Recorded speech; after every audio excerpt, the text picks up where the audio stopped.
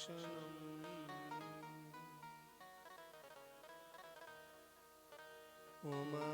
उमासुतं शोकविनाशकारकम्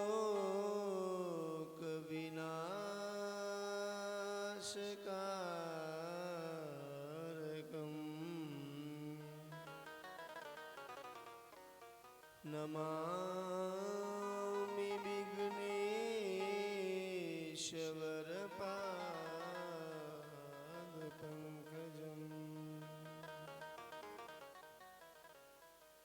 ॐ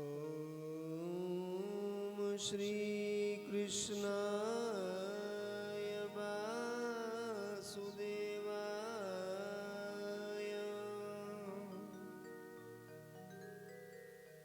हरये परमात्मने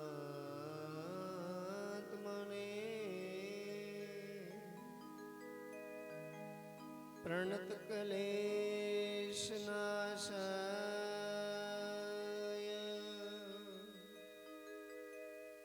श्री गोविन्दाय नमो नमः।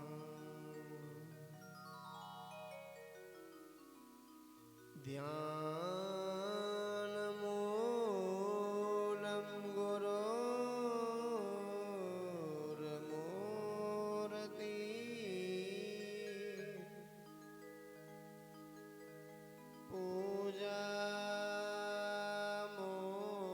पूजामूलं गुरुपदम्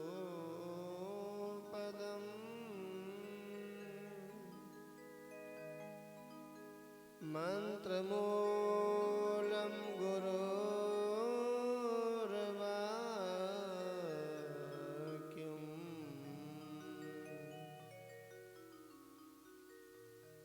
मोक्षमूलं गुरोर्कृपा।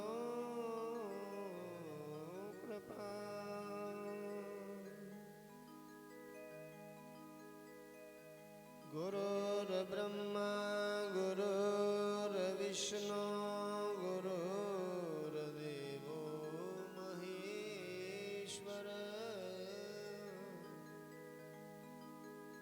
गुरुः साक्षात् परं ब्रह्म तस्मै श्री गुरुवे नमः।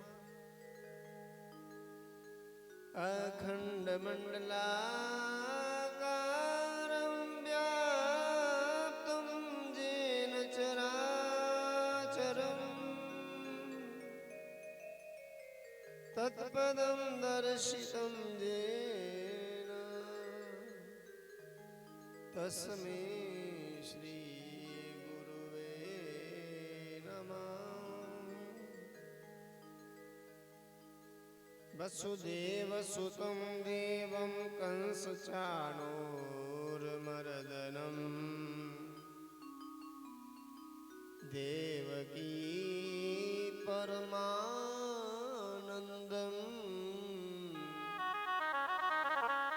कृष्णं वन्दे जगद्गुरु।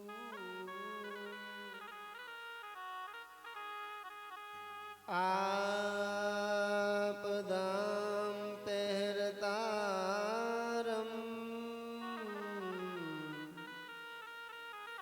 दातारं सर्वसम्पदा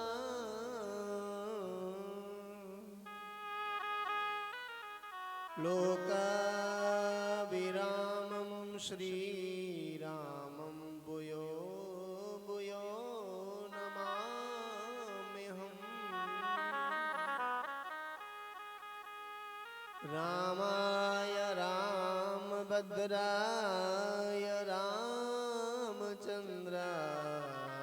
मानसे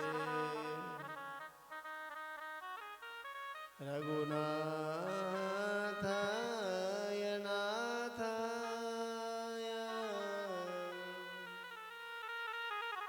श्री सीताया पतये नमः। अतुलित बलधाम महेम शैलाबदेहम्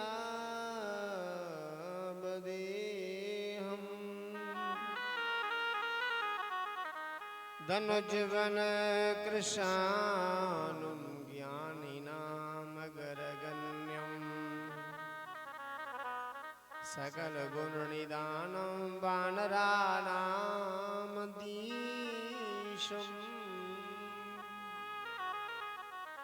रघुपति प्रियवकं वातजातं नमामि।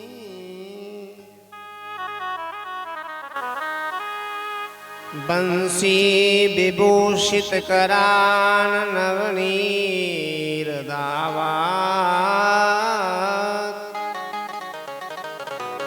पीतांबरा करुण बिंब फलाद्रोष्ठ पूर्णेन्दु सुंदर मुखादर बिंब नेत्रा श्री कृष्णात् परम किमपि तत्त्वमहं न जाने। ओम सच्चिदानंद रूपाय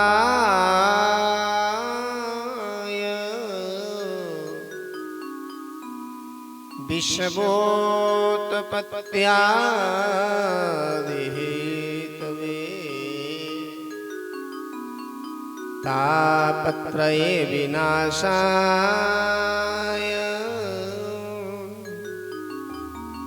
श्री कृष्णाय वयं नमः। ओम सच्चिदानंद रूपाय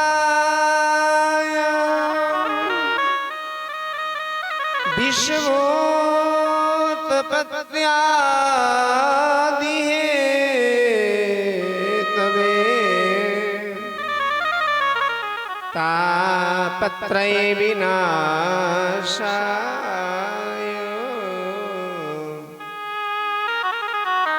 श्री कृष्णाय वयं नमः।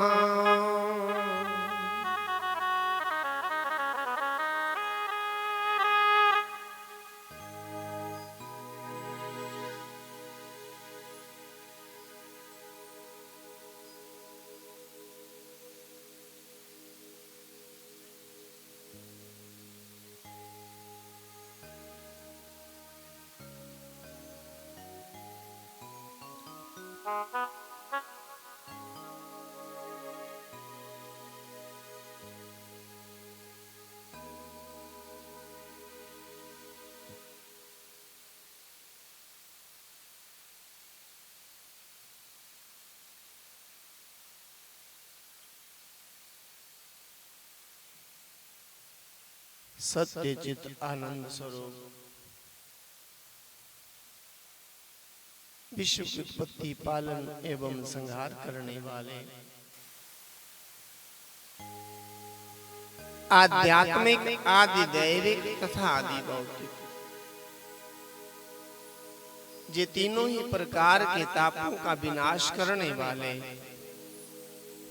भगवान श्री कृष्ण जी के श्री चरणों की हम सब लोग वंदना करते हैं,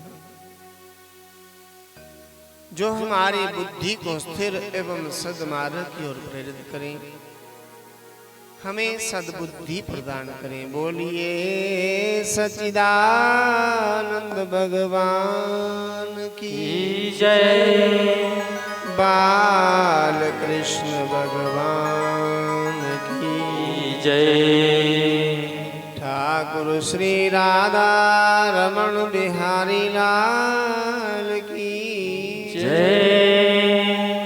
परम पूज्य चंपा शास्त्री जी महाराज की जय, श्री यज्ञ नारायण भगवान जय। श्री रुद्र भगवान की जय। श्री हनुमान जी महाराज की जय। गौ माता की जय। गंगा जमुना मैया की जय। श्री श्रावण मास महात्म की जय। श्री चतुर्मास महात्म की जय। जयकारा शेरवाली दा बोलो सच्चे दरबार की जय। सच्चियां जोतां वाली माता तेरी सदा जय। जय जय श्री राधे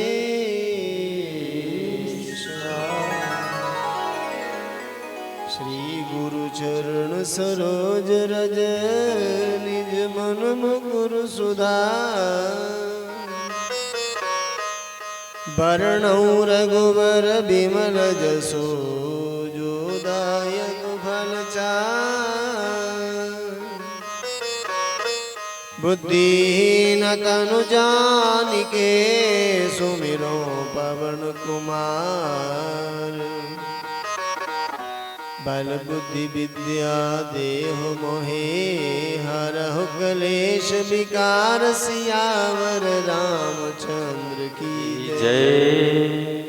श्री पवन सुत हनुमान की जय। आई हुई सारी संगत की जय। अखंड ब्रह्मांड नायक चराचर जगतपति जगन्यंता पर ब्रह्म परमेश्वर सच्चिदानंद नंदनंदन जशोदानंदन ठाकुर श्री राधा रमण बिहारी लाल जी के पावन चरणों में कोटिन बार वंदन प्रणाम करते हुए परम पूजनीय प्रातः स्मरणीय पूज्य पाद श्री सद्गुरुदेव भगवान जी के श्री चरणों में कोटिन बार साष्टांग दंडवत प्रणाम करते हुए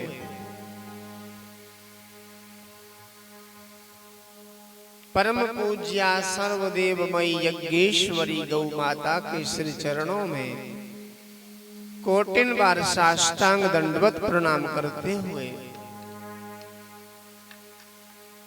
भगवान श्री यज्ञ नारायण को बारंबार कोटिन बार साष्टांग दंडवत प्रणाम करते हुए इस यज्ञ के पूज्य आचार्यगण संगीत के बंधुगण समस्त श्रोतागण स्नेहमयी वात्सल्यमयी ममतामयी मातृशक्ति सभी को व्यास मंच से वंदन करते हुए सभी का अभिवादन अभिनंदन करते हुए आओ हम सब लोग अपनी जीवा को पावन करने का प्रयास करते हैं। सभी बड़े भाव से बोलेंगे। ठाकुर हमारे रमण बिहारी हम हैं रमण बिहारी के ठाकुर हमारे रमण बिहारी हम हैं रमण बिहारी ठाकुर हमारे रमण बिहारी हम हैं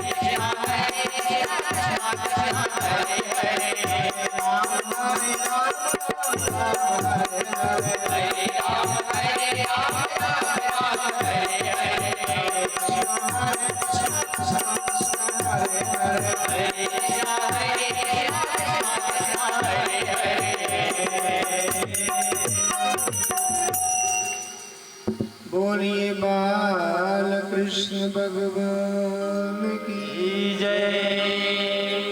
सियावर रामचंद्र भगवान की जय। भगवान की परम पावन मंगलमयी कृपा से हम सब लोगों के परम कल्याण परम मंगल के लिए यज्ञ का आयोजन हो रहा है और हम सब लोग इस यज्ञ में सम्मिलित हो करके अपने जीवन को सफल और सार्थक पवित्र बना रहे हैं।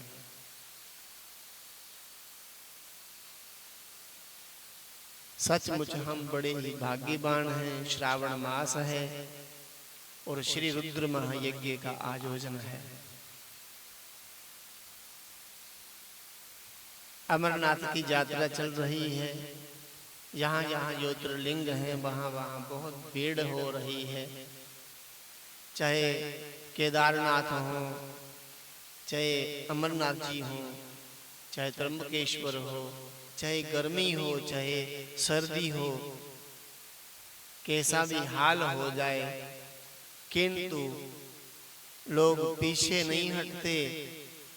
शिव आराधना करने वाले, शिव भक्त, शिव की महिमा जानने वाले, शिव जी के निमित्त कामर यात्रा करने वाले, ज्योतिर्लिंग का दर्शन करने वाले, ज्योतिर्लिंग का अभिषेक करने वाले, जिन्होंने श्रावण मास में ज्योतिर्लिंग का किसी एक ज्योतिर्लिंग का भी अभिषेक कर लिया, समझ लेना कि उसने अपने जीवन का परम कल्याण कर लिया, मानव जन्म का लाभ ले लिया। और जिनको मानव जीवन 100 वर्ष का भी मिला, 100 वर्षों तक मानव बनकर के इस धरती पर आए, किंतु किसी भी ज्योतिर्लिंग का दर्शन तक नहीं कर सके, अभिषेक नहीं कर सके। और तो और आप पार्थिव शिवलिंग की पूजा नहीं कर सके तो आप जैसा दूसरा कौन होगा? अभागा, दुर्भाग्यशाली। आप कितने भाग्यवान हैं। आप पार्थिव शिवलिंग की पूजा कर रहे हो। पार्थिव शिवलिंग की पूजा करने वाले को देखने वाला भी पार्थिव शिवलिंग की पूजा का ही फल ले लेता है। यज्ञ करने वालों का दर्शन करने वाला भी, प्रदक्षिणा करने वाला भी, उस यज्ञ मंडप का दर्शन करने वाला भी याज्ञिक पुरुष ही कहलाता है। निराश मत होना।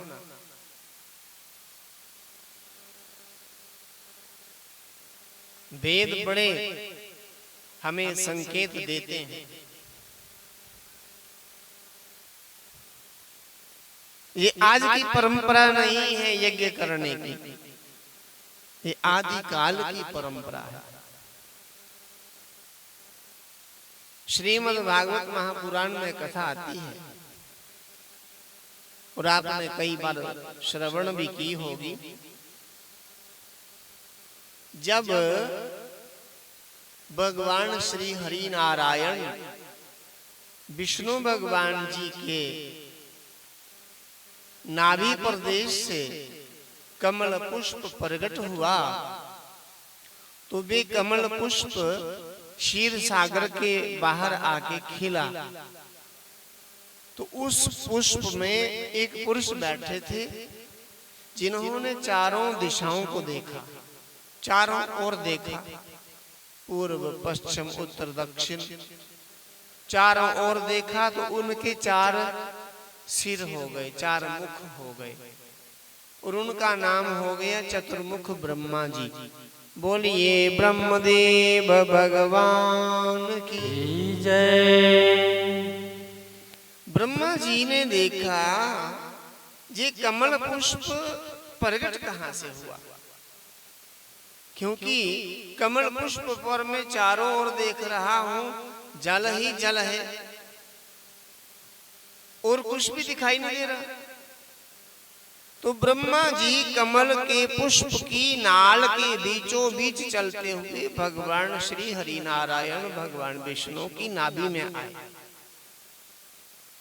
नाभि में आए तो ब्रह्मा जी को श्री हरि नारायण भगवान विष्णु की नाभि ऐसे लगने लगी जैसे कोई बहुत बड़ा कोई दूसरा समुद्र हो।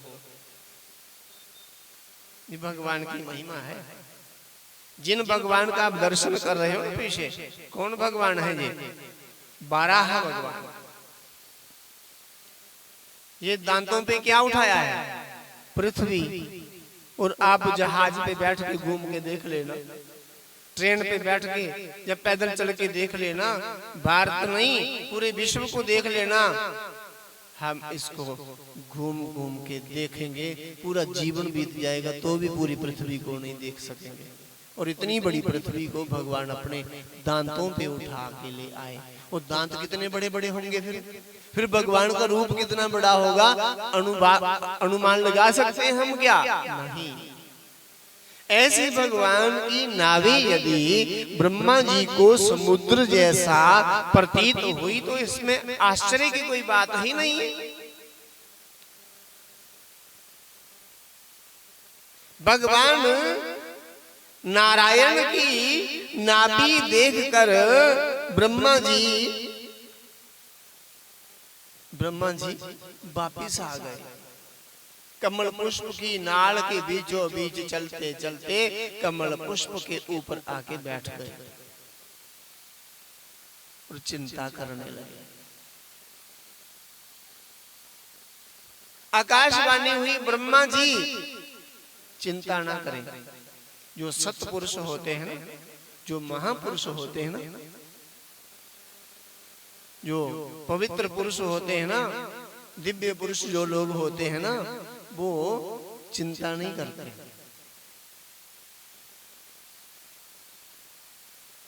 कभी चिंता हो भी जाए तो उनकी चिंता का समाधान भगवान कर देते हैं। उसी समय आकाशवाणी हुई।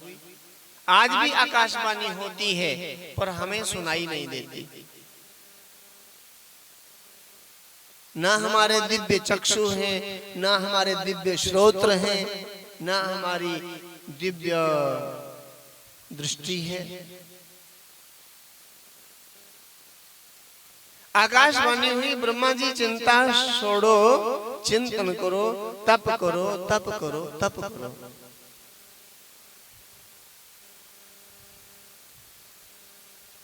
तो ब्रह्मा जी तप करना शुरू करते। ब्रह्मा जी के तप से श्री हरि नारायण भगवान प्रसन्न हुए और ब्रह्मा जी से कहा, ब्रह्मदेव वर मांगिए, जो मन में इच्छा हो वर मांगो। ब्रह्मा जी ने कहा, प्रभु मुझे एक ही वर चाहिए कि मैं अकेला कभी ना रहूं। मैं तो अकेला परेशान हो गया था। संसार में रहना है तो अकेले कैसे रहना है?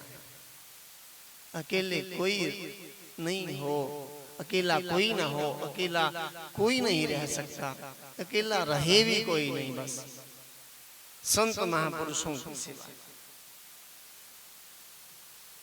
फिर भी संत महापुरुषों को इन संसारी लोगों की आवश्यकता पड़ती है। संत महापुरुष बड़े बड़े आयोजन अनुष्ठान यज्ञ आदि करना चाहें तो अकेले कैसे करेंगे भला? विश्वामित्र जी को भी आवश्यकता पड़ी जजमानों की, आखिर भगवान की आवश्यकता पड़ी। भगवान ने आकर के यज्ञ सफल कराया।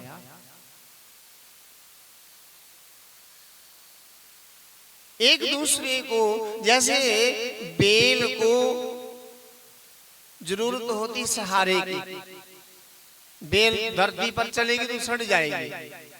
जब तक वो ऊपर वृक्षों के ऊपर जहाँ उसके लिए कोई जाला ना बनाया जाए तब तक बेल फलती फूलती नहीं है।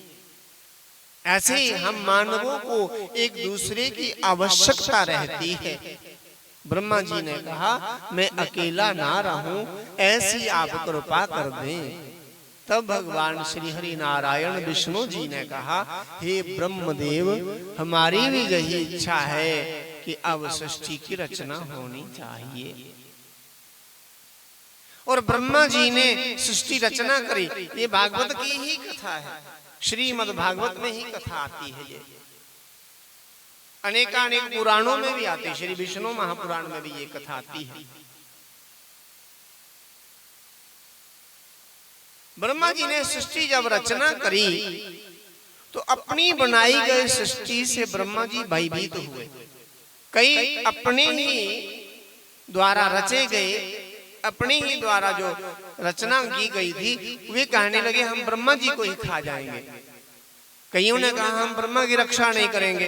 ब्रह्मा ने कहा जाओ, जो रक्षा नहीं कर सकते वो राक्षस, जो एक दूसरे का भक्षण करना चाहते वो यक्ष और राक्षसों की उत्पत्ति हुई थी। ब्रह्मा जी भयभीत हुए और थर थर्राने लगे। ब्रह्मा जी भयभीत, इतने भयभीत हो गए कि थर्राने लगे। डरा हुआ आदमी थर्रा जाता कई बार, और थर्राते थर्राते ब्रह्मा जी श्री हरि नारायण विष्णु जी की शरण में गए। डरा हुआ आदमी एक दूसरे के पास जाता है, श्री राम जय राम, श्री राम जय राम। अब थोड़े ही दिनों की एक घटना, वृंदावन में कई सारे आपको आश्रम मिलेंगे, अनाथ आश्रम। छोटे छोटे बच्चे जन्म देते ही लोग फेंक देते हैं। बेटी हो तो बेटी को फेंक देते हैं, कई कई तो बेटों को भी फेंक देते हैं। महाराष्ट्र में एक माता जी हुई हैं, वे भी अनाथ आश्रम चलाया करती थी। चलो खैर उनकी कथा हम बाद में कहेंगे। तो अनाथ आश्रम की एक बच्ची 16-17 साल की, वो रात के अंधेरे में कहीं अनाथ आश्रम से भाग आई। बारिश लगी हुई थी, अंधेरे का समय था, तो डरी सहमी चुपचाप वे बच्ची एक मंदिर के कोने में आके छिपी हुई थी। और उधर से एक शराबी आदमी आया, और शराबी ने देखा जे डरी सहमी किसकी लड़की, कौन लड़की है, और धीरे धीरे वो दूसरी ओर देख रही थी। शराबी ने कहा अरे लड़की कहां से आई? तो वे चुप हो गई, बोली नहीं। 2-4 बार पूछने के बाद दूसरी ओर देख रही थी, तो उस शराबी ने देखा दूसरी ओर 4-5 लड़के बदमाश, पता नहीं वो किस लड़के की बहकावे में आकर के अनाथ आश्रम से भाग आई थी। पर अब वो भयभीत हो रही थी कि ये पता नहीं मुझे किस देश में पहुंचाएंगे, कहां बेचेंगे मुझे, क्योंकि वो तो बदमाश थे, वो बेचने वाले थे। वो शराबी आदमी जान गया, समझ गया कि ओहो, उन्होंने डांट करके क्रोध से पूछा, सुना कहां से आई तू, कैसे आई यहाँ? तो डरी सहमी दबी आवाज में उसने बोला कि मैं अनाथ आश्रम की लड़की हूं। तो बहकावे में आकर के मैं यहाँ आ गई, और ये लोग जो हैं मुझे पता नहीं कहाँ बेचेंगे, किस देश में पहुंचाएंगे। तो उसने कहा अच्छा तू मेरे घर चल, सदा के लिए मेरे घर में चल। वो चुप हो गई, मैं क्या करूं, दोनों और मेरे लिए मुसीबत है। 2-3 बार कहा तो हाँ कह दी, ठीक है चलती हूँ। तो बाजू से पकड़कर वो शराबी उस लड़की को खींचते हुए घर ले आया, और आधी रात का समय, बारिश लगी हुई, कपड़े भीग, और दरवाजा खटखटाया। अंदर से उसकी पत्नी निकली शराबी की। तो उसने कहा ये कौन लाए हो, कौन है ये? तो कहने लगे तू कहती थी ना तेरा बच्चा कोई नहीं है, ले अपनी बेटी संभाल इसको। तो रो पड़ी, सारी घटना का पता चला। आज इतनी प्रसन्नता हुई, इतनी खुशी हुई कि जीवन भर में पहली बार दोनों दंपति आज खुशी से आनंदित हो गए। बेटी मान के उसको अपने घर में रख लिया, और उसको आगे के लिए सावधानियां बताई कि ये सावधानियां जरूरी हैं। असावधान रहने से बहुत बड़ा नुकसान हो सकता है, किसी से भी कुछ भी हो सकता है।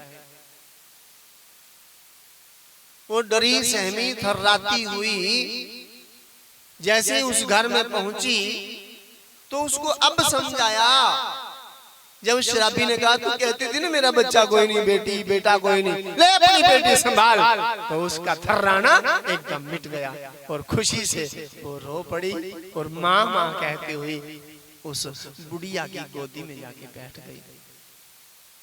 अब नहीं कहना अपने आप को अनाथ, अब तेरे माँ बाप हैं और आगे के लिए कोई ऐसी गलती नहीं करना।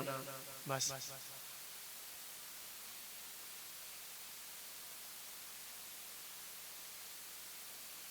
ब्रह्मा जी भी थर्राते हुए डरे सहमे भगवान नारायण की शरण में गए। भगवान ने कहा ब्रह्मदेव क्या हुआ? ब्रह्मा जी कहते क्या होना प्रभु, आपकी आज्ञा पाकर के मैंने सृष्टि रचना करी। आपने ही आज्ञा दी कि सृष्टि की रचना करो, तो आपकी आज्ञा से मैंने सृष्टि की रचना करी, किंतु अपने ही द्वारा रची गई सृष्टि से मैं भयभीत हो गया हूं। मुझे डर लगने लगा है सृष्टि से। भगवान नारायण ने कहा अपनी बनाई गई सृष्टि से डर रहे हो?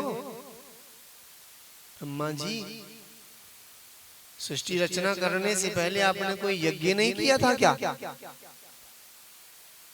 सृष्टि रचना करने से पहले आपने यज्ञ नहीं किया? ब्रह्मा जी ने कहा ना बे तो मैंने किया ही नहीं, यज्ञ नहीं किया मैंने। ब्रह्मा जी को भगवान विष्णु ने कहा यदि यज्ञ नहीं किया तो फिर भय से मुक्त कैसे हो पाओगे? अब भयभीत ही रहोगे। यदि भय से बचना है तो आपको पहले यज्ञ करना पड़ेगा। यज्ञ करने के बाद आप सृष्टि रचना करना। आपकी बनाई गई सृष्टि बड़ी प्यारी प्यारी सृष्टि होगी। श्री राम जय राम, श्री राम जय राम। जय जय राम। आपको कथा समझ आ गई होगी या नहीं? पता नहीं समझ आई कि नहीं आई। अब ब्रह्मा जी ने हवन यज्ञ किया और यज्ञ करने के बाद जब सृष्टि रचना करी तो ये सृष्टि बड़ी प्यारी प्यारी सृष्टि। एक दूसरे से लोग प्रेम करने लगे, एक दूसरे को लोग चाहने लगे और भगवान को भी चाहने लगे। भगवान का पूजन होने लगा और भगवान की आज्ञा क्या हुई? भगवान ने कहा आप सबकी रचना बाद में हुई है, आप सबका जन्म यज्ञ करने के बाद हुआ है, अर्थात यज्ञ से आपकी सृष्टि हुई है। आप जीवन भर यज्ञ करते रहना। ये ब्रह्मा जी ने आज्ञा दी सारे लोगों को। आज भी आप अनुभव करके देख लो, जिन पंथों में, जिन मजहबों में, जिन संप्रदायों में हवन नहीं किया जाता, बिना हवन के ही पशुवत सृष्टि होती है, वही सृष्टि आज के जमाने में खतरा बनी हुई है मानव जाति के लिए। समझ आ रही है आपको कि नहीं आ रही है? जिन मजहबों में, जिन संप्रदायों में बिना हवन किए सृष्टि रचना होती है, वही सृष्टि मानव जाति के लिए खतरा बनी हुई है। आपको समझ नहीं आ रहा? शादी लोग हवन करके भी करते हैं और कोर्ट वाली भी करते हैं। जो लोग कोर्ट वाली शादी करते हैं उनके बच्चे ही उनको कोर्ट में पहुंचाते हैं फिर से। ठीक है, बिना हवन की भी शादी होती है, किंतु उनके बच्चे अच्छे नहीं होंगे, ये याद रखना। शादी तो की थी विशर्बा ऋषि ने, किसी से प्रेम विवाह किया था ना। कौन सा विवाह किया था? ब्रह्म विवाह किया था या प्रेम विवाह? और संतान कैसी निकली? रावण योग। रावण ने अपने पिता को पीटा है, पता है आपको? रावण ने अपने पिता को पीटा है, नाना को डांटा है, मां को अपशब्द कहे हैं। आज भी जिन मजहबों में, जिन संप्रदायों में बिना हवन के ही सृष्टि रचना होती है, वही सृष्टि पूरे संसार के लिए खतरा बनी हुई है। नहीं विश्वास तो गीता जी के 3रे अध्याय को पढ़ना। आओ मेरे साथ गीता जी के 3रे अध्याय के कुछ श्लोकों का पाठ करें।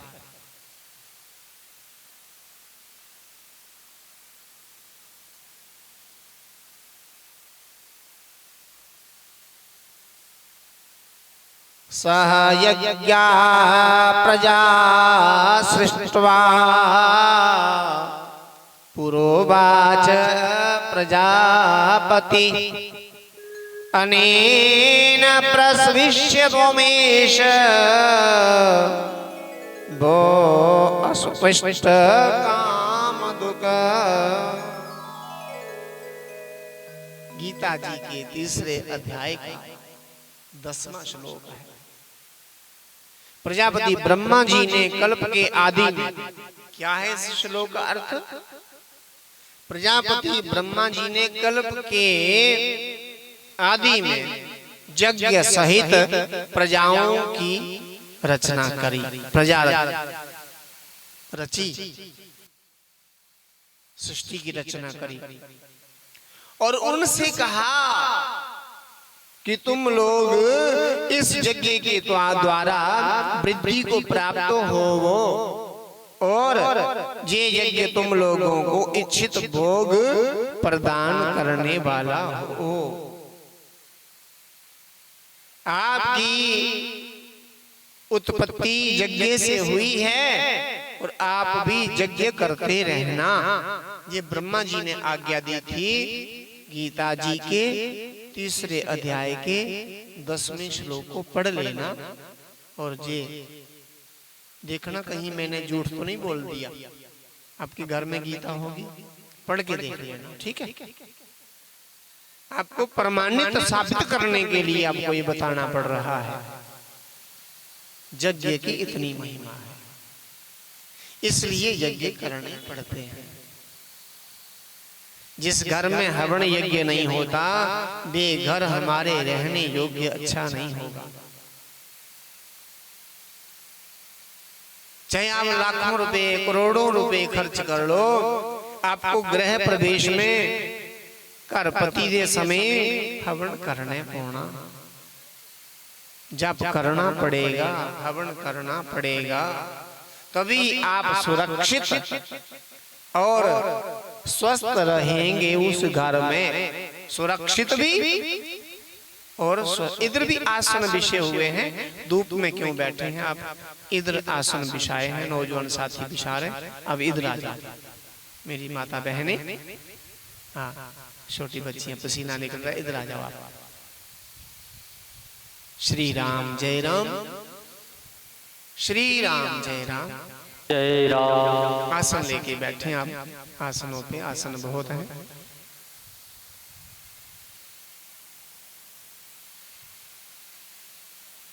अब लाखों रुपए खर्च कर लो, करोड़ों रुपए खर्च कर लो, अब कितने बढ़िया बढ़िया मिस्त्री बुला लो, मार्बल लगा लो, आप पुट्टी कर लो, आप समोसम कर लो, आप पेंटिंग कर लो, डिजाइनिंग कर लो, आप मूर्तियां बना लो, पर आपके घर में जब तक हवन यज्ञ नहीं होगा ना, तो आपका घर आपके लिए ना सुरक्षित रहेगा, ना आपको स्वास्थ्य की प्राप्ति होगी, अर्थात आप तंदुरुस्त नहीं रह पाओगे। हवन जहां होता है वहां अपने आप लोगों के रोग मिट जाते हैं। खास करके उन लोगों को हवन में बैठना चाहिए जो लोग कई वर्षों से बीमार हैं। ठीक है, कई लोग की आंखों तो आयो जगे च बवियो किया बड़ा बीमार ते जे कुछ भठोरू पके तो 18-20 खाई जान। एक बंदा आया है, एक जनानी कन्ने भठोरू पके कुछ एकादशी वाले दिन धाम ही खाई ले, रोटियां खाई ले, थोड़ी कर लेनी, वो बोर बीमार ने, वो बीमार तो नहीं पाई थी तो थोड़ी कोई गिरा ये पानी वाले बेचारे ने पाए भठोरू कोई 27-28 पाई उड़े ते अजें भी झोला और करो और करे तो उन्होंने सुनाया लोग उन्हें कहती बोबो बीमार है तो भठोरू 28 पाई उड़े तो जे ठीक होंगे तो पता नहीं क्या हाल करना बोबो ने। श्री राम जय राम, श्री राम जय राम। अब उन चिकिया बहुना बीमार आ ये बीमार लोग ना इलाज होंदा इत्थे तां बन कर दे किन्नी बड़ी तुसी बीमारी है इत्थे ठीक होनी है। कितना बड़ा रोग था माँ कौशल्या को, माँ कैकेयी को, माँ सुमित्रा को, कई वर्षों से दशकों से रोग था, पेट गर्भ में रोग था, गर्भ रोग मिटा दिया एक यज्ञ ने। जब यज्ञ हुआ राजा रानियों सहित यज्ञ में बैठे श्रृंगी ऋषि ने यज्ञ कराया और अध्यक्षता हुई गुरु वशिष्ठ जी की। इतना श्रद्धा और भाव से यज्ञ हुआ, जो बांझपन का रोग था कोख में, एक ही बार प्रसाद चखने से वे रोग मिट गया और उस कोख में साक्षात श्री हरि नारायण भगवान राम बन करके आए। अब क्या जानते कितने बड़े रोग को जड़ से उखाड़ दिया यज्ञ भगवान के प्रसाद में। समझाइए आपको कि नहीं? अगर समझाए तो मुंडी ऐसे हिलाया करो बस। श्री राम जय राम, श्री राम जय राम।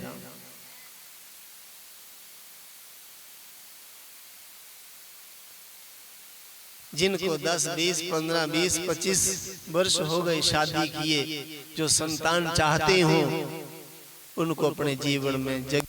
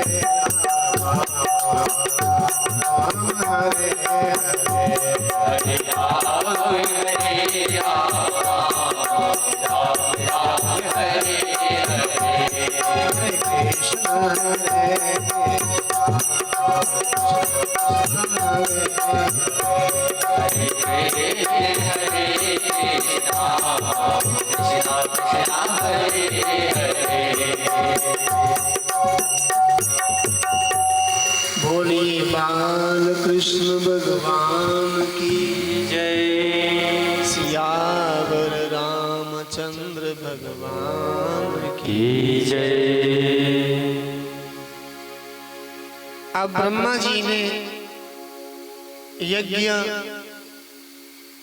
करना ये नित्य का कर्म बना दिया, नित्य यज्ञ। आज भी हमारे ऋषि मुनि ऐसे विद्वान महापुरुष हैं कि प्रतिदिन यज्ञ करने के बाद ही बाकी की क्रियाएं करते हैं।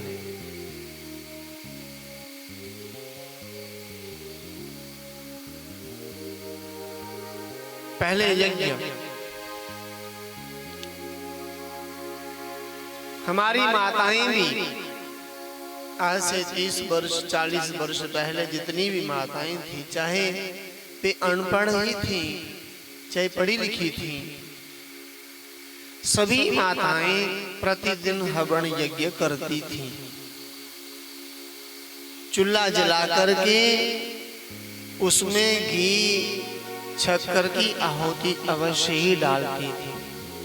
जब भोजन बनता था तो कम से कम 5 ग्रास स्वाहाकार करती थी। ये अधिकार विवाहित स्त्री को प्राप्त होता है। वेदिका में जब वेदिका में किसी नारी का किसी पुरुष के साथ पानी ग्रहण होता है, विवाह होता है, तो उसी समय उसको यज्ञ करने का अधिकार प्राप्त हो जाता है।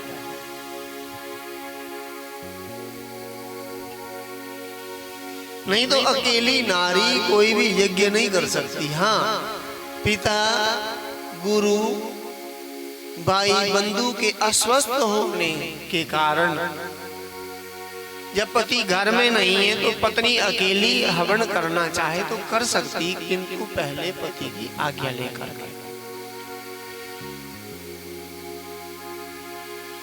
अकेली नारी हवन नहीं कर सकती। पति के साथ बैठकर हवन करने से नारी इतनी महान और विदुषी कहलाती हैं, भगवान भी उसकी गोद में खेलने के लिए तरसते हैं। ऐसी महादेवियां, महाविदुषी, महासतियां हुई हैं इस जगत में। कभी भगवान दत्तात्रेय बन करके माता अनसुईया की गोद में खेलने के लिए आए, कभी भगवान यशोदा मैया की गोद में खेलने के लिए आते हैं, कभी देवकी की गोद में खेलने के लिए आते हैं, कभी कौशल्या कैकेयी सुमित्रा की गोदी में खेलने के लिए आते हैं भगवान, कभी मूर्ति देवी की गोदी में खेलने के लिए भगवान नर नारायण बन करके आते हैं, और कभी कभी भगवान देव माता अदिति की कोख से जन्म लेकर बामन भगवान माँ अदिति की गोदी में बैठकर खेलते हैं, क्रीड़ा करते हैं। कभी कभी बड़े बड़े महापुरुष हनुमान जैसे अंजना माता की गोदी में आते हैं। ऐसे नहीं आते, अंजना कोई ऐसी नहीं नारी, केसरी जी ऐसे नहीं है, एक यज्ञ पुरुष है। यज्ञ पुरुष अर्थात जिसने अपने जीवन में कोई यज्ञ किया हो या करवाया हो, नहीं किया ना कराया, कम से कम देख ही लेते। देखा भी नहीं, किंतु देखने के लिए भी जाना है तो भी खाली हाथ नहीं जाना। यज्ञ में कम से कम कोई फूल लेके आना, नहीं तो एक उपला, कंडा या कोई थोड़ी सी समिंदा, तिल, कोई जौ, चावल, घी, हवन, शक्कर, मेवा, फल, रस्सी, आम के पत्ते, आप कुछ भी ला सकते हैं। यज्ञ में आपका थोड़ा सा सहयोग भी, थोड़ा सा पुण्य भी महापुण्य कहलाएगा, थोड़ा सा दान भी महादान हो जाएगा, थोड़ा सा भी धर्म होगा तो महाधर्म होगा, और थोड़ा सा पाप होगा तो उसको महापाप कहा जाएगा।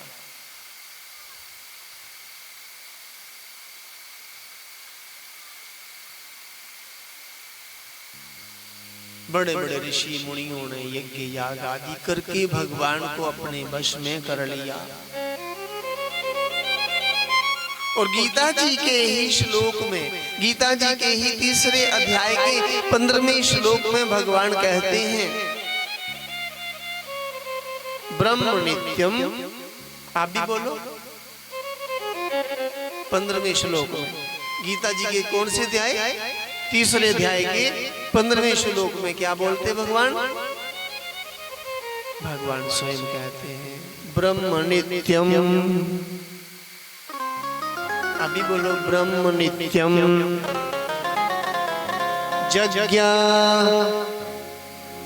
यज्ञ प्रतिष्ठितम् प्रतिष्ठितम् ब्रह्म यज्ञ ब्रह्म नित्यम यज्ञ प्रतिष्ठितम्। नित्य यज्ञ में ही पर ब्रह्म विराजमान रहते हैं। ये जो लोग प्रदक्षिणा कर रहे हैं, ये लोहे लकड़ की प्रदक्षिणा कर रहे हैं या भगवान की कर रहे हैं? किसकी प्रदक्षिणा हो रही?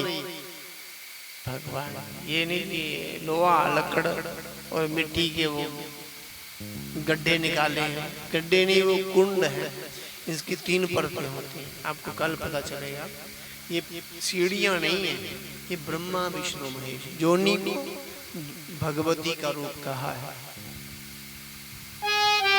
यज्ञ के एक स्तंभ की पूजा होती है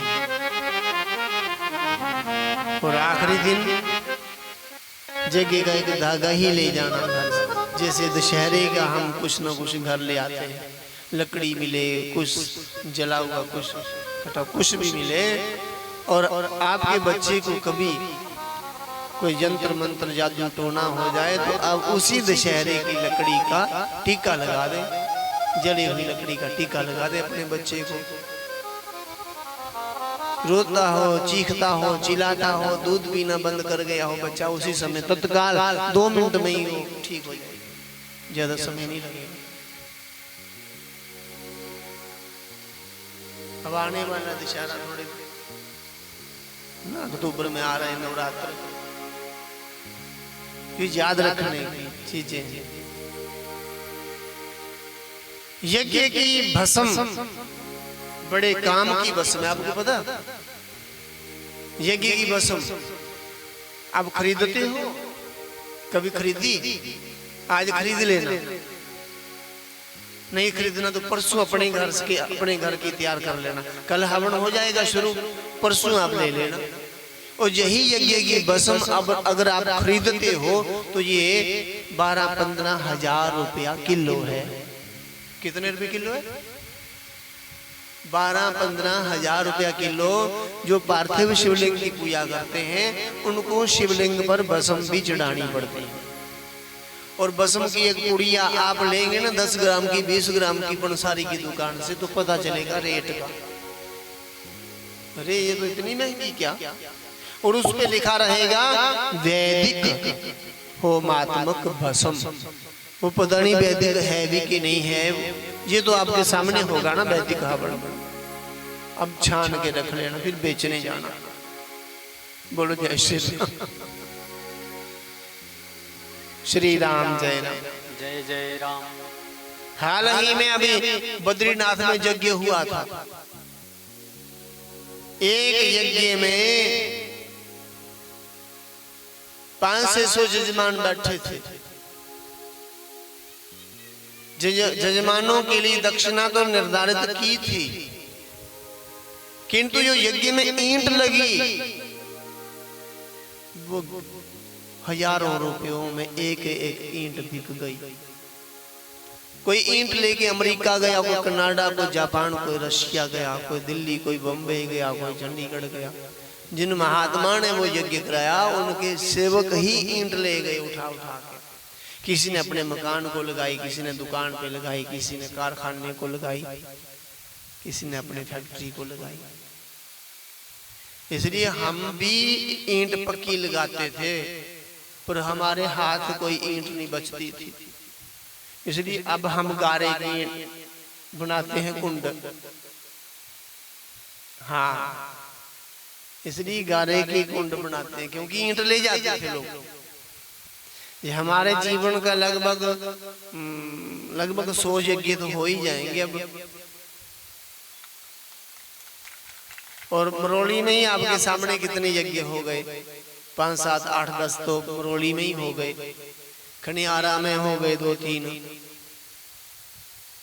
माँ में हो गए, कठुआ में बहुत हो गए, जंगलोट में 2 हो गए, आपके आस पड़ोस में और भी कई जगह की कई लोगों ने किए। किंतु ये खरोट गांव बचा हुआ था। पता नहीं कब से बसा हुआ है ये गांव, कितने वर्षों से, 500 वर्ष हो गया या 1000 वर्ष, 10,000 वर्ष, कब से बसा होगा ये गांव, पता नहीं। पहले कभी ऐसा यज्ञ हुआ कि नहीं हुआ। अब प्रभु कृपा हुई तो यज्ञ हो गया। ये बड़ी खुशी की बात है। जब तक जिस जगह पर यज्ञ नहीं होता तब तक उन लोगों का दान पुण्य, तीर्थ, व्रत, जप, तप, होम, ध्यान, पूजन, स्मरण, स्वाध्याय जो भी है वो विफल रहता, सफल नहीं होता, उसका फल नहीं मिलता। हर कर्म का फल भगवान यज्ञ नारायण देते हैं। जी कल भी आपको बताया था। आपको पूर्णमासी का, पूर्णिमा का व्रत करते हुए 60 वर्ष हो गए, 50 वर्ष हो गए, 70 वर्ष हो गए, जब तक उद्यापन करके आप हवन यज्ञ नहीं करोगे तब तक आपका व्रत रखना बेकार, विफल रहेगा। आप व्रत करते करते मर जाओगे। आपका बेटा भी व्रत करते करते करते करते वृद्ध हो जाएगा, दुनिया से चला जाएगा। पौत्र भी करेगा व्रत, पर वो पौत्र भी अपना सत्यनारायण का व्रत उद्यापन नहीं कर सकेगा जब तक वो परदादा से लेकर, दादा से लेकर पिता तक का सबका उद्यापन नहीं करेगा। सबके व्रत का उद्यापन का संकल्प लेना पड़ेगा उसको। फिर पीढ़ियों से, कई पीढ़ियों से, वंश दर वंश से चल करके उसका व्रत रखना, परदादा, दादा, माता, बाप का रखना व्रत आज सफल करेगा वो बेटा। अब धन्य बाद के पात्र हो, अब साधु बाद के पात्र हो। पता नहीं कितने पीढ़ियों के पूर्वजों के आपने शुभ कर्मों का फल आज उनको पहुंचा दिया है, मात्र यज्ञ का संकल्प लेकर के। महाराज पांडु, पांडवों के पिता युधिष्ठिर, भीम, अर्जुन, नकुल, सहदेव के पिताजी कुछ काल के लिए राजा बने थे। ज्यादा देर तक वो राजा नहीं रहे। अकस्मात उनका देहांत हो गया। उनकी छोटी रानी उनके साथ सती हो गई। क्यों? क्योंकि उन्हीं की वजह से महाराज पांडु की मृत्यु हुई। इसलिए माद्री ने कहा अपनी बड़ी सौत को, दीदी अब मेरे बच्चों को भी संभाल लीजिए, मैं सती हो जाऊंगी, आप इनका पालन करना। महाराज पांडु के स्वर्ग सिधारने के बाद पांडवों पर बड़ी विपत्ति आई। जिन लोगों के माँ बाप बचपन में ही स्वर्ग सिधार जाते हैं, उन बच्चों को बड़ी मुश्किलें, बड़ी विपत्तियों से गुजरना पड़ता है। पांडवों ने अपना जीवन बड़ा ही संघर्ष पूर्ण बिताया। संयोग बस जब पांडव राजा बने, पूरी दुनिया में ये चर्चा फैल गई कि पांडव राजा बन गए, पांडव राजा बन गए। धरती पर ही नहीं, स्वर्ग में भी खुशियां होने लगी।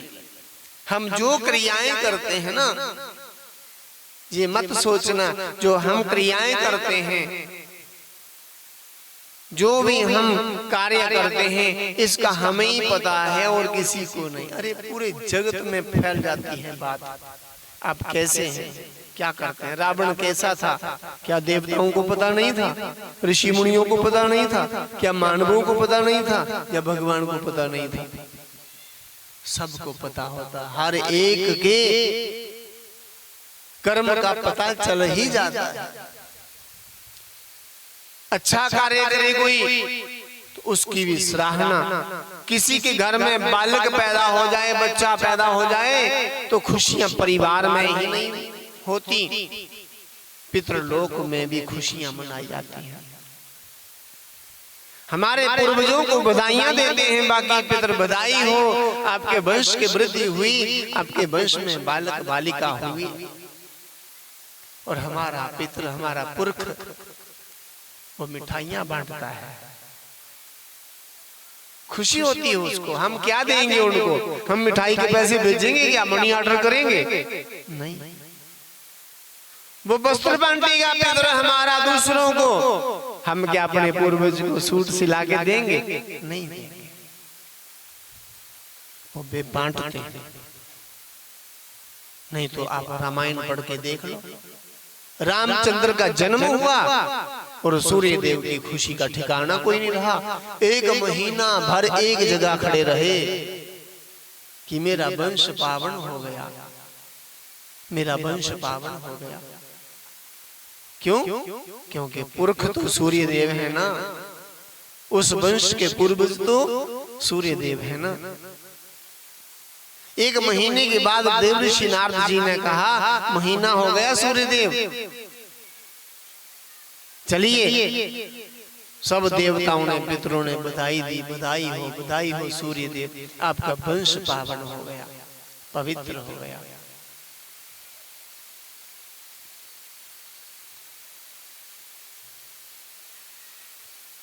किसी भी वंश में जब कोई बालक बालिका होती है तो पितरों को बड़ी ही प्रसन्नता होती है।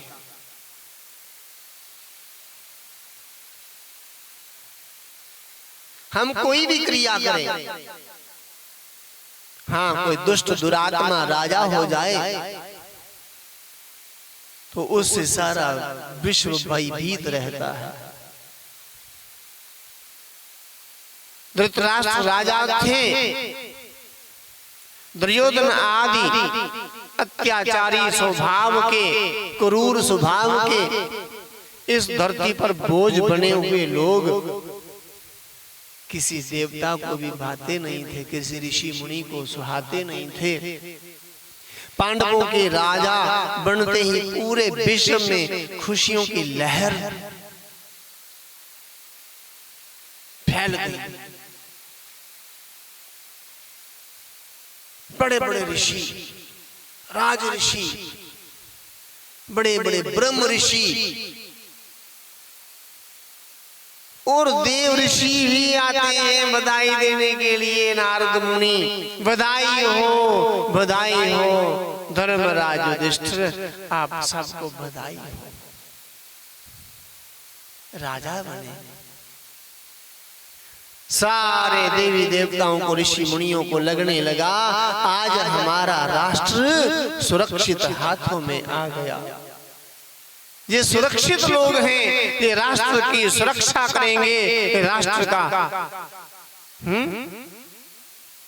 विनाश नहीं करेंगे।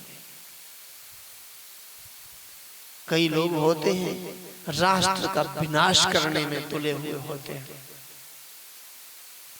राष्ट्र निर्माण की उनके अंदर जरा भी भावना नहीं होती। देव ऋषि नारद जी ने बधाई दी, बधाई हो धर्मराज युधिष्ठिर को बधाई हो। तब धर्मराज युधिष्ठिर ने कहा, हे देव ऋषि, आदर पूजन करके पाद अर्घ आचमन दिया। ये हमारी प्राचीन सभ्यता परंपरा है। जब हमारे घरों में कोई साधु पुरुष, संत पुरुष, हमारे पंडित कुल के पुरोहित या हमारे सदगुरु कोई भी हमारे घर में आते हैं तो हम उनके पाद अर्थात उनके चरणों को धोकर चरणामृत लेते थे। ब्राह्मणों का, गुरुजनों का चरण धो करके पी लेना। भगवान ने भी पिया, अपने चरण धुला करके भगवान ने किसी को पीने नहीं दिए, उल्टे भगवान ने ऋषि मुनियों के चरण धो धो के पी लिए। चरणामृत होता ही ब्राह्मणों के चरणों का, गुरुजनों के चरणों का। जाकर शालिग्राम ठाकुर जी का आप अभिषेक कराएं, स्नान कराएं और उसके बाद चरणामृत ले सकते हैं। भगवान के मंदिर की मूर्तियों को स्नान करके चरणामृत कोई नहीं ले सकता, अधिकार नहीं दिया ना, भगवान ने मना कर दिया। चरणामृत या गुरुजनों के चरणों को धोकर, या अपने कुल के पुरोहित, कुल गुरु, पंडित जी, या हमारे सदगुरु, या कोई साधु संत, पादर्घ आचमन दे करके उचित आसन दिया और बड़ी नम्रता से पूछा, हे देव ऋषि, आप किस लोक से आ रहे हैं? इस समय आप कहां से आ रहे हैं? देव ऋषि नारद जी का तो अपना घर कोई नहीं है ना।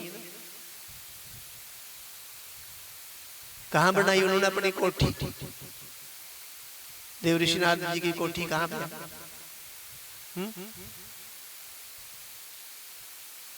कहीं पर भी नहीं। ये ब्रह्मणशील हैं, इसलिए युधिष्ठिर ने कहा, हे देव ऋषि, आप कहां से आ रहे हैं? किस लोक से आ रहे हैं? घर हो किसी का तो पूछना पड़ेगा, घर से आए हो? करो आबादी हो जा। हाँ। देव ऋषि नारद जी ने कहा, इस समय में स्वर्ग लोक से आ रहा हूं। कहां से? स्वर्ग लोक से। तब महाराज युधिष्ठिर ने कहा, अच्छा आप स्वर्ग लोक से आ रहे हैं, इसका अर्थ है आपको जरूर मेरे पिताजी मिले होंगे। आप स्वर्ग से आए हैं तो आपको मेरे पिताजी जरूर मिले होंगे। देव ऋषि नारद जी ने कहा, हाँ हाँ, आपके पिताजी मिले। बड़ा आनंद प्राप्त हुआ। आपके पिताजी बड़े आनंदित थे।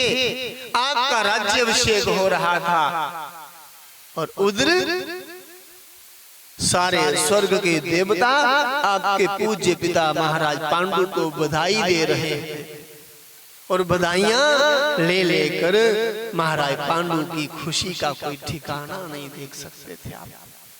इतनी खुशी, इतनी खुशी, खुशी का कोई ठिकाना ही नहीं। युधिष्ठिर की आंखों से आंसू बह गए कि आज मेरे पिताजी सामने होते तो हम भी उनके सन्मुख उनका आशीर्वाद लेने जाते, किंतु हम कितने बदकिस्मत हैं। हम छोटे छोटे थे तो हमारे पिताजी स्वर्ग सिधार। पिताजी की याद में पांचों भाई बिलख पड़े। फिर युधिष्ठिर ने कहा, हे देव ऋषि नारद, आपने मेरे पिताजी को देखा है अच्छे से। मेरे पिता पूरे सम्मान पूर्वक रहते हैं ना स्वर्ग में, उनको वहां कोई कष्ट तो नहीं है। देव ऋषि नारद जी ने कहा, जो हुआ जो स्वर्ग में कोई कष्ट नहीं हो सकता। रही बात सम्मान की, तो सम्मान उनका उतना नहीं है स्वर्ग में जितना होना चाहिए। तब युधिष्ठिर जी को बड़ा दुख हुआ, मेरे पिताजी के सम्मान में कोई कमी है। आपने मेरे पिताजी से पूछा क्यों नहीं? पूछना चाहिए था। तब देव ऋषि नारद जी ने कहा, मैंने पूछा था आपके पिताजी को, तो मेरे पिताजी ने क्या कहा? देव ऋषि नारद जी ने कहा, मैंने महाराज पांडु से कहा था कि आप बड़े सम्मान से, आप सम्मान में कम हैं, आपका इतना सम्मान नहीं है स्वर्ग में। इतने खराब कर्म भी नहीं किए थे कि नरक लोक में जाते। कर्म अच्छे ही थे, स्वर्ग में जगह मिली, किंतु स्वर्ग में भी पद होते हैं। सबसे बड़ा सिंहासन इंद्र का, फिर उसके नीचे छोटे छोटे छोटे आसन, नीचे नीचे नीचे, सबके बाद में उन लोगों के जिनको स्वर्ग तो प्राप्त हो गया, किंतु वे सम्माननीय इतने नहीं हो सकते। महाराज पांडु से मैंने पूछा था, महाराज पांडु ने कहा, हम भी राजा रहे हैं, किंतु राजा होकर के भी हम अपने जीवन में राजा रहते समय कोई यज्ञ नहीं कर सके। मेरे पुत्र युधिष्ठिर से कहना कि अब आप राजा हो गए हो बेटा, और राजा बन करके एक यज्ञ कर देना और उस यज्ञ का फल मुझे दे देना, और इस स्वर्ग में मेरा भी सम्मान हो जाएगा। क्यों? क्योंकि स्वर्ग में रहने वाले ऐसे ऐसे राज ऋषि हैं कि उन्होंने एक यज्ञ किया, किसी ने 10 यज्ञ किए, किसी ने 20, किसी ने सैकड़ों यज्ञ किए, किसी ने वाजपेयी यज्ञ किए, किसी ने अश्वमेव यज्ञ किए, किसी ने राजसूय यज्ञ किए, किसी ने गोसव यज्ञ किए, किसी ने रुद्र यज्ञ किए, किसी ने महालक्ष्मी यज्ञ किए, किसी ने लक्ष्मी नारायण यज्ञ किए, किसी ने अरुण यज्ञ किए, किसी ने वरुण यज्ञ किए, किसी ने इंद्र यज्ञ किए, किसी ने सूर्य यज्ञ किए, किसी ने सतचंडी यज्ञ किए, किसी ने पुत्रेष्टि यज्ञ किए। कई कई प्रकार के यज्ञ होते हैं, किंतु हम ही ऐसे थे जो कोई भी यज्ञ नहीं कर सके। तब महाराज युधिष्ठिर की आंखों से आंसू और बहने लगे। अरे ये तो बड़ी अच्छी बात कही मेरे पिताजी ने। उसी समय भगवान द्वारकाधीश श्री कृष्ण जी का स्मरण करते हैं। भगवान उसी समय आते हैं। महाराज युधिष्ठिर कहते हैं, प्रभु यदि आपकी आज्ञा हो तो एक यज्ञ किया जाए। भगवान ने कहा, यज्ञ करने के लिए आज्ञा की क्या?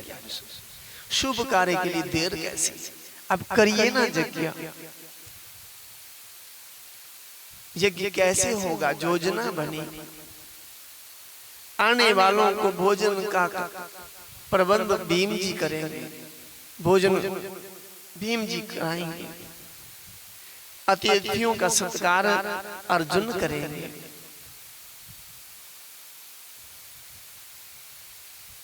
जब कोई मेहमान आए तो 4 कदम आगे बढ़ करके स्वागत पूर्वक उनको अंदर लाना और सेवा करेंगे नकुल सहदेव।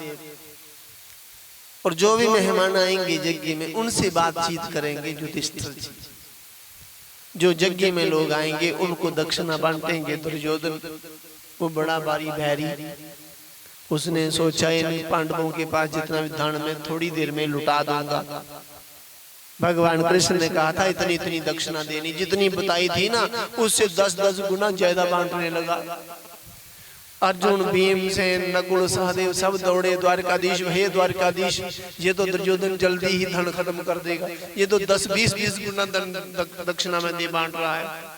भगवान ने कहा आप चिंता ना करो, इसके हाथ में ऐसी रेखा है ये जितना बांटेगा उससे 50 गुना हमारे पास कोष में अपने आप बढ़ता जाएगा। इसीलिए उसको दक्षिणा बांटने में लगाया। अलग अलग अलग अलग सबको सेवा सौंप दी। और जूठी पत्तलें कौन उठाएगा? ये सेवा किसी को भगवान ने बताई ही नहीं। और उस यज्ञ में मेरे फूफड़ का यज्ञ है, मेरे फूफड़ के निमित्त ये यज्ञ हो रहा। मेरा फूफा चाहता है यज्ञ हो, क्यों ना मैं इस यज्ञ की पत्तलें उठाऊं, जूठी प्लेटें थालियां उठाऊं। ये कार्य भगवान स्वयं करने लगे। बड़ा आनंदमय यज्ञ हुआ। द्रौपदी ने पूछा यज्ञ पूर्ण कैसे होगा? हमें क्या पता चलेगा? हम कैसे समझेंगे कि यज्ञ पूर्ण हो गया? तब भगवान द्वारकाधीश ने कहा जब आसमान से घड़ियोल बजेंगे, घंटियां बजेंगी, शंखनाद होंगे तो समझ लेना यज्ञ पूर्ण हो गया। यज्ञ हुआ, घंटियां नहीं बजी, शंखनाद नहीं। तब भगवान से पांडवों ने कहा कौन सा अपराध हो गया? भगवान ने कहा आपने आदर पूर्वक सब ऋषियों को, सब महापुरुषों को सम्मान पूर्वक न्योता नहीं दिया। आपसे कुछ छूट गए लोग। हमारे खरोट में हमें स्वयं जाना पड़ा। एक एक घर के दरवाजे पर हम स्वयं गए। चाहे कोई ताबाडू रखे रहा उसने तम ही आ सके। हर एक द्वार द्वार को खटकाया। क्यों? क्योंकि ये सब महापुरुष होते हैं। जो यज्ञ में आते हैं वो महापुरुष होते हैं। और जो बिना बुलाए ही आ जाएं वो महापुरुषों के भी महापुरुष होते हैं।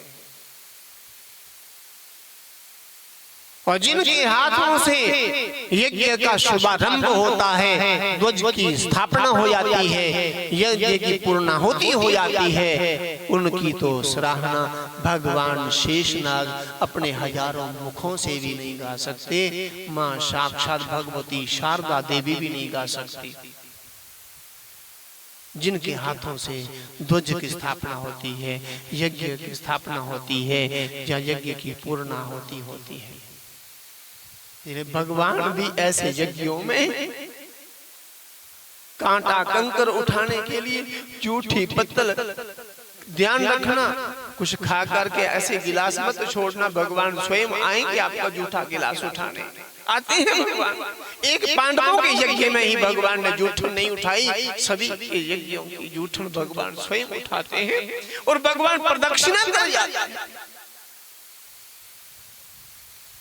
अब विश्वास नहीं करेंगे, शिवानगर एक के गुप्ता हॉस्पिटल के पीछे बलदेव मार्बल जहाँ दुकान है उसके पीछे बड़ी भांग चढ़ी रहती, बड़ी खाली प्लाट पड़े हुए। 2018 में वहां नवंबर में यज्ञ हुआ और उस यज्ञ में शिवानगर के लोगों ने 3 आदमियों को देखा प्रदक्षिणा करते ब्रह्म मुहूर्त में। जब हम लोग प्रभात फेरी के लिए जाते हैं, हमारे जाने से पहले ही उन लोगों ने 20-25 लोगों ने 3 लोगों को प्रदक्षिणा करते देखा। वो 3 लोग कितने लंबे थे, जितनी लंबी यज्ञशाला है, इससे भी बड़े बड़े लोग थे जो प्रदक्षिणा कर रहे थे। और 20-25 लोगों ने उन तीनों के दर्शन किए और डर के मारे भाग गए घर को। बाद में हमें पता चला, प्रभात फेरी के बाद पता चला, हमने कहा आप तो बड़े भाग्यवान निकले। अरे जहाँ यज्ञ होते वहाँ भूत पिशाच थोड़ी आते हैं, वहाँ आएंगे तो महादेव आएंगे, गणपति आएंगे, जमा पार्वती भगवती आई होंगी। आप भाग्यवान थे, अब चरण पकड़ लेते, सहज रूप में दर्शन हो जाना था। अब क्यों इतने भयभीत हुए? अभी हाल ही में जंगलोट में यज्ञ हुआ, अप्रैल मई में हुआ। कब हुआ? तो उस ग्राउंड को 4 दीवारी, बड़ी ऊंची दीवार है, बहुत बड़ी, वो गेट भी बड़ा, अंदर से बंद था। और हमारे जो लोग वहां रहते थे, साउंड वाले या गाने वाले या रसोईया, इन लोगों ने सवेरे एक आदमी को प्रदक्षिणा करते देखा 3:30 बजे, सफेद कपड़े, और ये डर के मारे उसको बुला भी नहीं सके। तो बाद में जब हम आए तो डर के मारे गेट भी ना खोले, गेट अंदर से बंद। जब हमने बहुत बार कहा आवाज दी तो आए, बोले इधर एक आदमी घूम रहा था। बोले एक आदमी? कौन घूम रहा था? बोले अभी प्रदक्षिणा कर रहा था, हम डर गए थे उसको देख के। अरे आप डरे क्यों? तो भी गया कहाँ? बोले चला गया होगा बाहर। अरे गेट अंदर से बंद, तो छलांग मार के चला गया। अरे कितनी आप नाजुक हो। कई बार बताया, कोई भी ऐसा यज्ञ नहीं हुआ आज तक जिस यज्ञ में भगवान ना आए हो।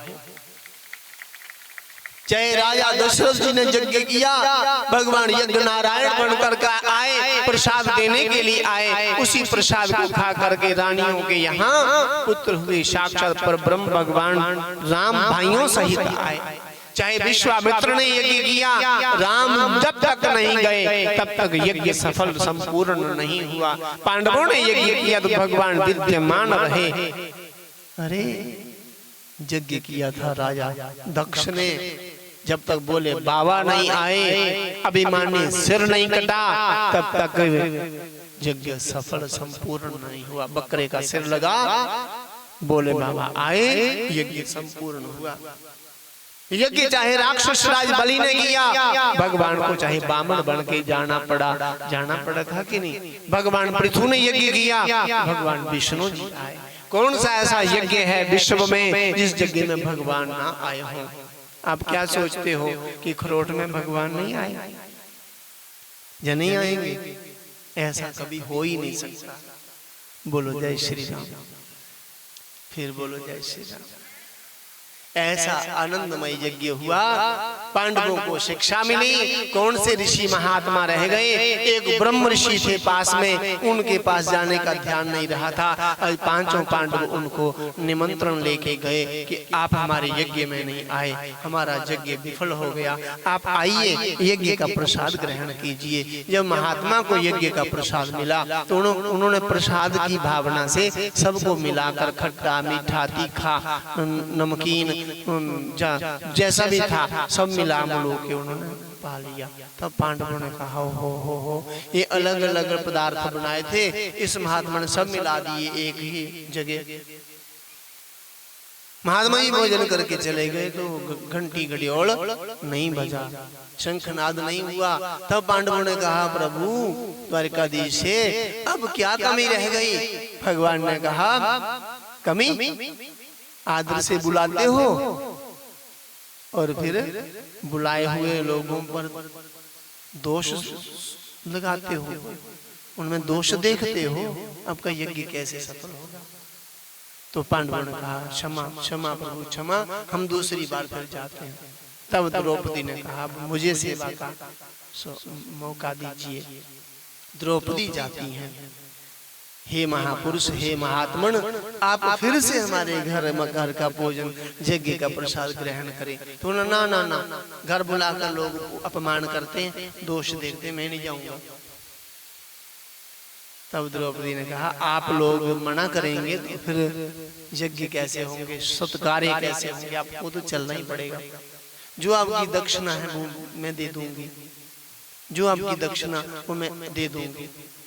तब उन्होंने कहा मैं 100 यज्ञ का फल लूंगा, 100 यज्ञों का फल दोगी ना तब मैं आपके घर का आपके यज्ञ का प्रसाद ग्रहण करने चलूंगा। द्रौपदी ने कहा बस 100 यज्ञों का ही फल चाहिए आपको? महात्मा ने कहा अरे 100 यज्ञ कम होते हैं क्या? आप एक यज्ञ कर रहे हो, पांडवों से अभी तक एक यज्ञ सफल नहीं हुआ, तो फिर आप 100 यज्ञों का फल कैसे दोगे? कहाँ कर लिया आपने 100 यज्ञ? द्रौपदी ने कहा मैंने 100 यज्ञ नहीं किए, हे ब्रह्म ऋषि, मैंने हजारों लाखों यज्ञ कर दिए। आज वेदों में कहा है किसी महापुरुष का दर्शन करने कोई पैदल नंगे पांव चल करके जाए तो एक एक पग चलने से करोड़ करोड़ यज्ञों का फल मिलता है। हे महाराज, मैं घर से पैदल नंगे पांव चल करके आई हूँ, लगा लो हिसाब मैंने आज कितने यज्ञ किए हैं। 100 यज्ञ आप ले लो, बाकी के यज्ञों का फल मुझे दे दो, अब चलो यज्ञ में। तब महात्मा का धन्य हो देवी, धन्य हो, चलो आप जो भी प्रसाद मिला लिया। पांडवों ने दोष नहीं देखा, आदर सहित नमन बंदन किया, दक्षिणा दी और शंखनाद होने लगे, घड़ियोल बजने लगी और वर्षा हुई थी। आज पांडवों को बड़ा आनंद मिला। पांडवों ने संकल्प लिया, उस यज्ञ का सारा फल अपने पिताजी को समर्पित किया। देव ऋषि नारद जी आते हैं उस यज्ञ में। युधिष्ठिर ने कहा हे देव ऋषि, एक बार फिर आप स्वर्ग जाना और मेरे पिताजी के सम्मान में कोई कमी हो तो मुझे फिर कहना, मैं जीवन भर यज्ञ करूंगा, मेरे पिताजी के सम्मान में कोई कमी ना रहे। तब देव ऋषि नारद जी जाते हैं स्वर्ग में और कहते हैं वापस आके युधिष्ठिर जी धन्य हो आप, धन्य है आपकी भावना, आपके पिताजी का वो सम्मान हो गया, वो सम्मान हो गया कि इंद्र के बराबर आपके पिताजी अब सम्मानित होने लगे हैं। और ऐसे सम्मानित हुए कि महाराज पांडु का आज तक भी जश गा रहे हैं बड़े बड़े महापुरुष। हर पुराण में हर शास्त्र में महाराज पांडु का नाम आपको पढ़ने को मिलेगा, सुनने को मिलेगा। कहने का भाव ये है, जो लोग यज्ञ करते हैं, करवाते हैं, यज्ञ में आते हैं, उनके जैसा पुण्य आत्मा ही धरती पर दूसरा कोई नहीं हो सकता। श्री राम जय राम, श्री राम जय राम, जय जय राम। जो लोग यज्ञ में बैठते वो साधारण नहीं, वे तो भगवान के भी पूजनीय होते हैं। बड़े बड़े ऋषि मुनि महात्मा, हमारे ये पंडित पुरोहित गुरुजन भी कई कई देवता भी प्रदक्षिणा करके चले जाएंगे। हमें पता ही नहीं चलेगा कि प्रदक्षिणा करने वाला कौन था कौन नहीं था। यज्ञ में आना, हवन करने का समय नहीं तो प्रदक्षिणा करने आना, नहीं तो कथा सुन लेना यज्ञ की महिमा, यज्ञ क्या है, करना चाहिए इसको या नहीं, इसको किसने किया, किसको नुकसान हुआ यज्ञ ना करने से, तो यज्ञ करने से क्या क्या फायदे हुए, क्या क्या लाभ हुए। यज्ञ करना कोई आवश्यक है।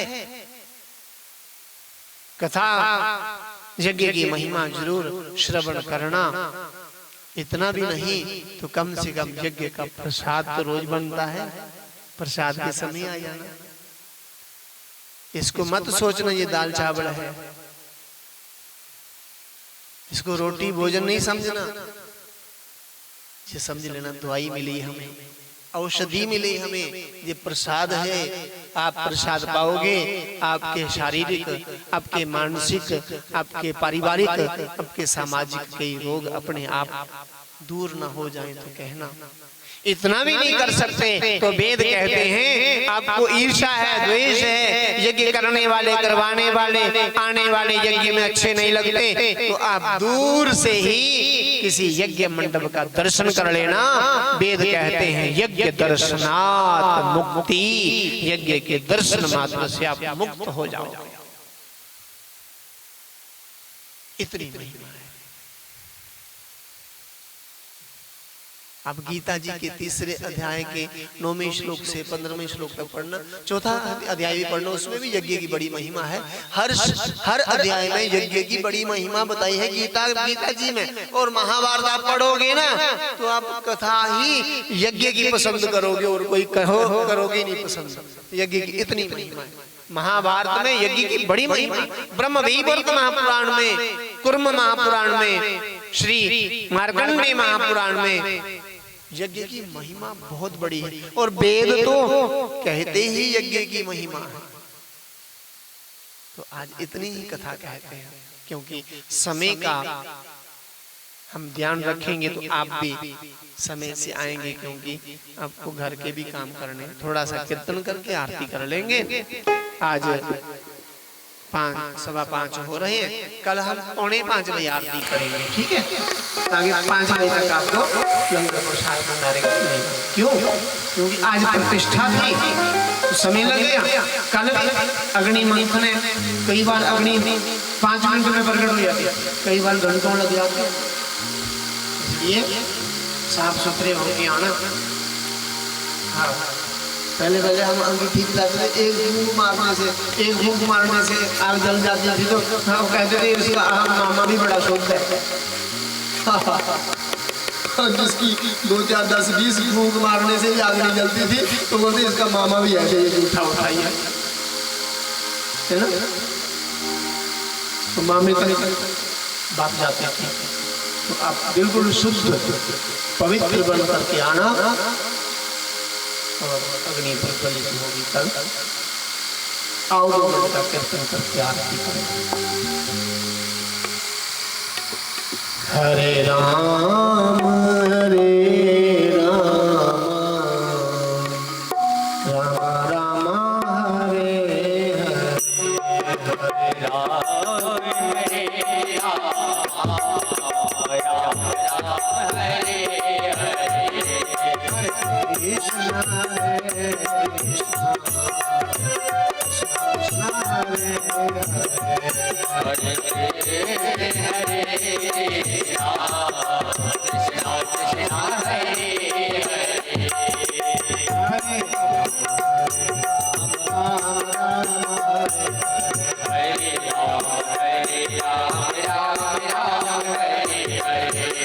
कृष्ण हरे कृष्ण कृष्ण हरे हरे, हरे हरे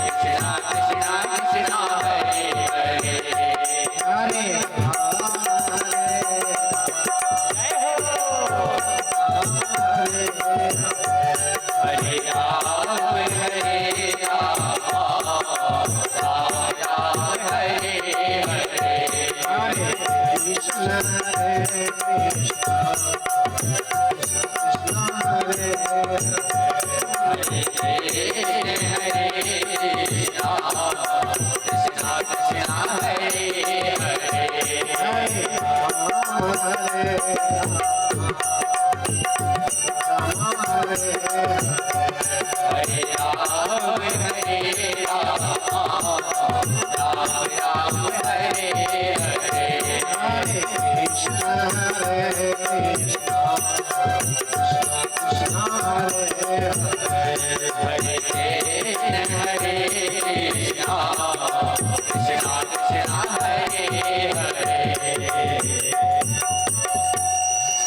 बोलिए बाल कृष्ण भगवान जय सियावर रामचंद्र भगवान जय। तुसे अपने घर बड़े बड़े डंगे बनाए होने, चन्ने बनाए होने, ग्यालियां पचैलियां बड़े बनाए होने, पर थोड़े डंगे नहीं चन्ने नहीं तुसाने पूजा नहीं की होनी। पर जेडे तुम कुंड लिपाई करके ना उस कुंड में एक एक परत की पूजा होनी है रोज। किन्ने आखों शुद्ध पवित्र होंगे जेडे कुंड की लिपाई करते हैं। भगवान के यज्ञ मंडप की लिपाई करना या उसे नेत्र बिछाना, बोने वाले ने सुख पजाना बहुत बड़ा पुण्य है। ये आज तुसें करना। आओ माता जी की आरती गाने मंगल बार है। पुरुष पहले अगे आई जाए। कल तुम अपनी अपनी आरती निशा चले आए हो सारे, कैमरे के अगे आने की कोशिश नहीं करनी।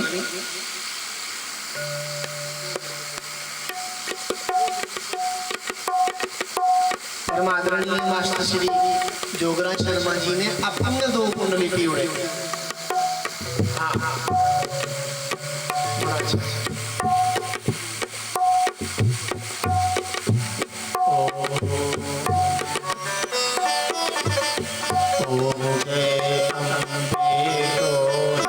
मैया जय श्यामा मैया जय आनंद मैया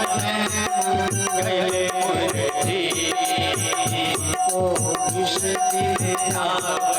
मैया जी को ओम जय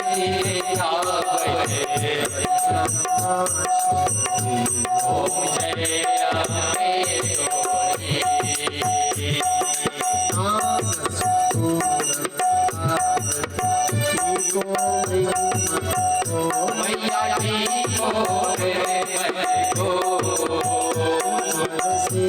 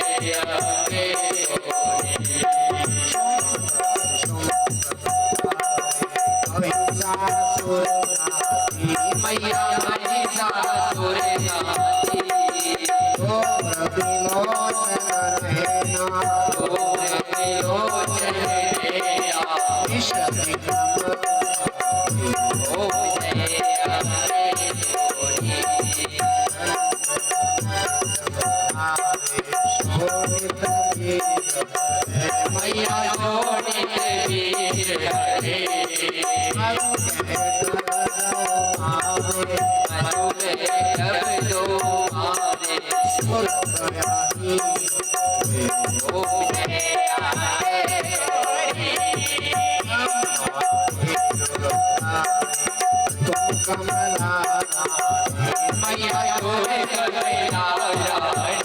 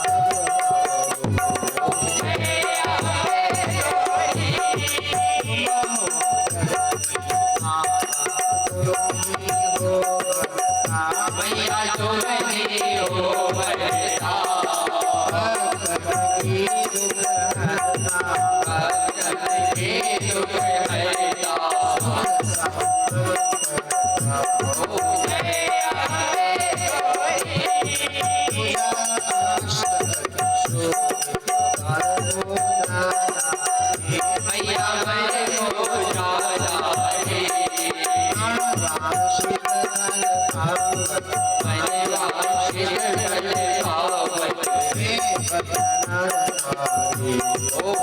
ओम